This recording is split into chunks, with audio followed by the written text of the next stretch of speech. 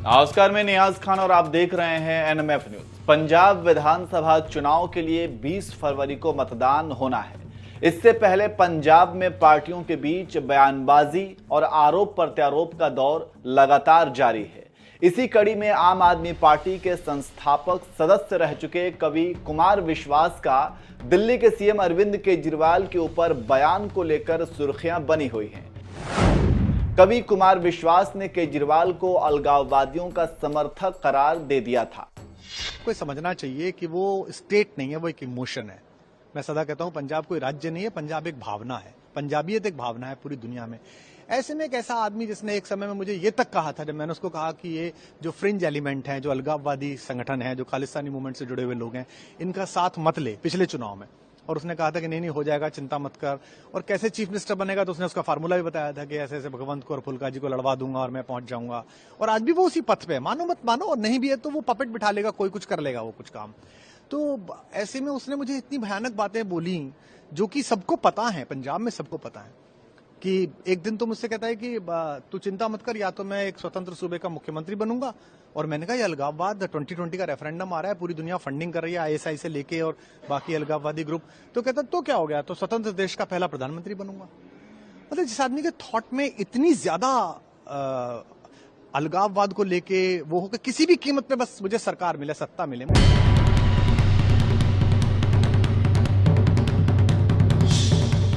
इसके बाद से ही पंजाब की राजनीति गरमाई हुई है। कुमार विश्वास के इस बयान के बाद आम आदमी पार्टी के नेता राघव चड्ढा ने भी पलटवार किया और कहा कि चुनाव के 2 दिन पहले अज्ञातवास से बाहर निकले कुमार विश्वास ये बताएं, अगर यह सच था तो सुरक्षा एजेंसियों को क्यों नहीं बताया?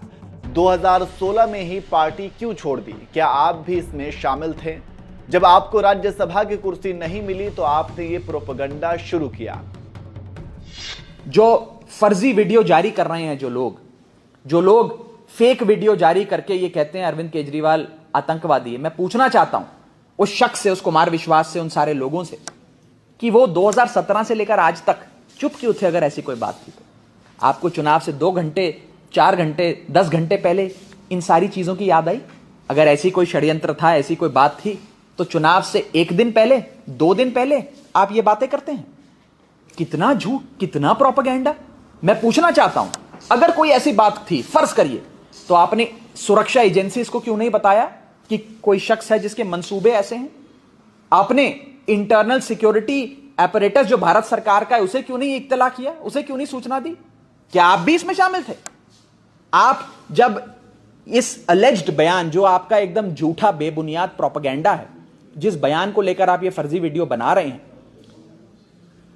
2017 में आप कहते हैं बयान दिया गया, तो 2016 में भी आप पार्टी में थे, 2017 में भी आप पार्टी में थे, 2018 में भी आप पार्टी में थे। जब आपको अपनी मनचाही राज्यसभा की कुर्सियां और मनचाहे पद नहीं मिले तो आपने ये प्रोपेगेंडा शुरू कर दिया। अगर 2016 या 17 में ऐसी बात की गई तो आप 16 में पार्टी में क्यों थे? आपने पार्टी क्यों नहीं छोड़ दी? 2017 में पार्टी में क्यों थे? आपने पार्टी क्यों नहीं छोड़ दी? 2018 में आप पार्टी में क्यों थे? आपको आम आदमी पार्टी छोड़ देनी चाहिए थी। अब चुनाव से 1 दिन पहले, 2 दिन पहले ऐसे झूठे, फर्जी, फेक आरोप लगाना, पंजाब की आवाम आपको माफ नहीं करेगी, हिंदुस्तान की आवाम आपको माफ नहीं करेगी। और आप लोग न्यूज चैनल्स के एडिटर्स को, अखबार के मालिकों को फोन करके दबाव डाल रहे हैं कि इस खबर को चलाओ, इस वीडियो को चलाओ, नहीं तो हम आपके ऊपर रेड करवा देंगे, एजेंसियां छोड़ देंगे। ये कहां का election, free and fair election है? आप करना क्या चाहते हैं? आप कितना प्रोपेगेंडा फैलाना चाहते हैं पंजाब में? तो सुना आपने, राघव चड्ढा ने भी कुमार विश्वास पर गंभीर आरोप लगाते हुए जवाब दिया है और कुमार विश्वास के आरोपों को एक सोची समझी प्रोपेगेंडा करार दिया है। इसके साथ ही राघव चड्ढा ने बयान दिया कि अगले 72 घंटे बहुत खास हैं। कई फेक न्यूज बदनाम करने के लिए चलाए जाएंगे, इसलिए आप सभी चौकन्ने रहें। पंजाब के लोगों को यह भी कहना चाहता हूं कि अगले 72 घंटे, नेक्स्ट 72 आवर्स बहुत ज्यादा जरूरी हैं। अगले 2 से 2.5 दिन में, अगले 72 घंटों में पंजाब में बहुत प्रोपेगेंडा और षड्यंत्र चलाए जाएंगे। Fake videos, fake news, fake आरोप, किसी को आतंकवादी कह दो, किसी को कुछ कह दो, पंजाब का माहौल बिगाड़ने की कोशिशें करी जाएंगी। लेकिन आप सब सावधान रहें, हम भी चौकन्ने हैं, आप भी चौकन्ने हैं। राघव चड्ढा ने यह भी कहा कि कुमार विश्वास द्वारा दिए गए बयान को अगर छापा जाता है या दिखाया जाता है तो यह आचार संहिता का उल्लंघन होगा और लीगल नोटिस भी जारी करने की बात कह दी है। वहीं राघव चड्ढा के इन गंभीर आरोपों के बारे में जब कुमार विश्वास से सवाल किया गया तो कुमार विश्वास ने जवाब देते हुए फिर से अरविंद केजरीवाल पर गंभीर आरोप लगा दिए और यहां तक कह दिया कि औकात है तो मैदान में आ जाएं। सुनिए। वो उस आत्ममुग्ध इंसान के कुछ चिंटू बोल रहे हैं जो हमारे खून पसीने से बनी हुई सरकारों के बाद आए हैं, है ना, मलाई चाटने।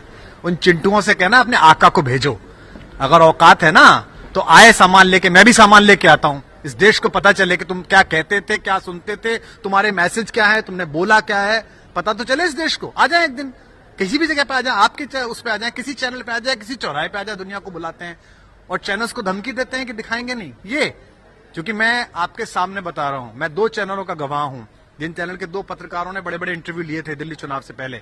मैंने उनसे पूछा कि तुमने क्यों नहीं पूछा ये सवाल कि राज्यसभा की सीटें कैसे बेची, तुमने क्यों नहीं पूछा किसान आंदोलन पे सवाल, तुमने क्यों नहीं पूछी इन बातों पे। तो उन्होंने कहा नहीं, हमको मना किया गया था ऊपर से कि भाई ये मत पूछो, क्योंकि जब आप इतने इतने करोड़ों के पैकेज दोगे चैनल्स को तो उनमें डील ही होती है। अभी कल परसों मैं चैनल्स के इंटरव्यू देख रहा हूं, इतनी बड़ी बात चली, लेकिन चैनल सवाल नहीं पूछ रहा उनसे कि भाई उसने ये कहा, इस पर क्या आपका जवाब है, आना कुछ तो करें। कुमार विश्वास यही नहीं रुके, उन्होंने आप पर निशाना साधते हुए आगे कहा, पंजाब में मेरे खिलाफ दुष्प्रचार क्यों करवाया गया था, मुझे पंजाब क्यों नहीं भेजा गया था, जबकि मैंने पंजाब पर गाना भी लिखा था जो काफी वायरल भी हुआ था। मेरा तो किसी राजनीति से कोई संबंध है नहीं, कोई मतलब नहीं है। कोई हारे जीते, भाजपा जीते, कांग्रेस जीते, अकाली जीते, आम आदमी पार्टी जीते, मेरा कोई मतलब नहीं है। जो बात थी वो मेरे मुंह से निकली वो सच है। और जो ये चिंटू बोल रहे हैं कि मैं इस पार्टी से हूं, उस पार्टी से हूं, तो भैया मैं अपनी पार्टी से हूं जिसे मैंने बनाई है। उस घर पर कब्जा कुछ गलत लोगों ने कर लिया है तो उससे असर थोड़े पड़ता है।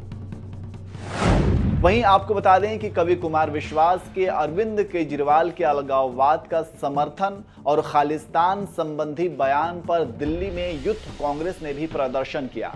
यूथ कांग्रेस ने कहा कि पंजाब अलगाववादी ताकतों को कभी स्वीकार नहीं करेगा। इसके साथ कांग्रेस कार्यकर्ताओं ने अरविंद केजरीवाल के पोस्टर जलाए और केजरीवाल की तस्वीर पर कालिख भी पोती। तो इस तरह से पंजाब चुनाव से पहले आरोप प्रत्यारोप का दौर जारी है। अब देखना यह होगा कि बयानबाजी महज चुनावी हथकंडा है या फिर इसमें कोई सच्चाई भी शामिल है और इसका नुकसान या फायदा किस पार्टी को होता है।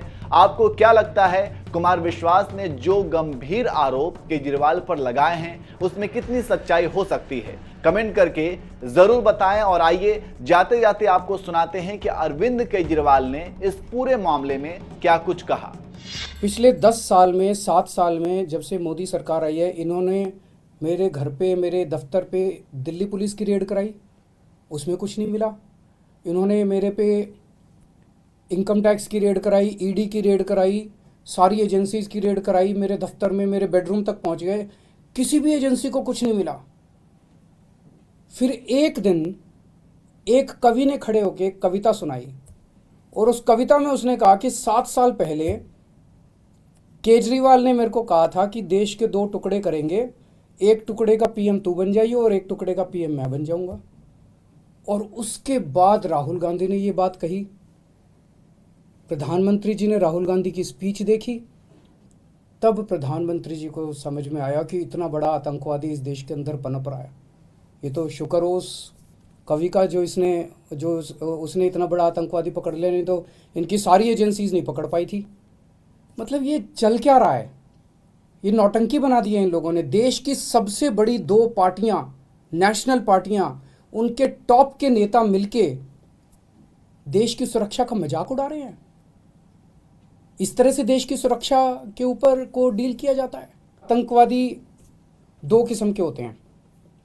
एक वो आतंकवादी होते हैं जो जनता में खौफ फैलाते हैं, और एक वो आतंकवादी होते हैं जो भ्रष्टाचारियों में खौफ फैलाते हैं।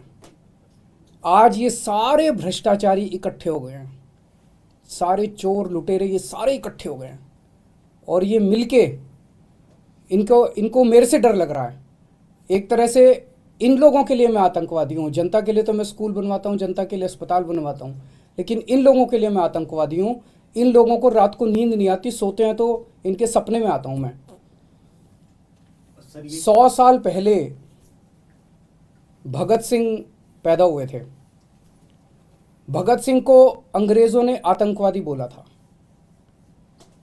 मैं भगत सिंह को बहुत मानता हूँ, मैं अपने आप को भगत सिंह का चेला मानता हूँ। देश जानता है कि भगत सिंह जैसा कट्टर देशभक्त कोई नहीं था। 100 साल पहले भगत सिंह को अंग्रेजों ने आतंकवादी बोला था और 100 साल के बाद अब इतिहास अपने आप को दोहरा रहा है कि भगत सिंह के चेले को आज ये सारे भ्रष्टाचारी मिलके आतंकवादी साबित करना चाह रहे हैं। लेकिन देश की जनता देख रही है कि असलियत क्या है।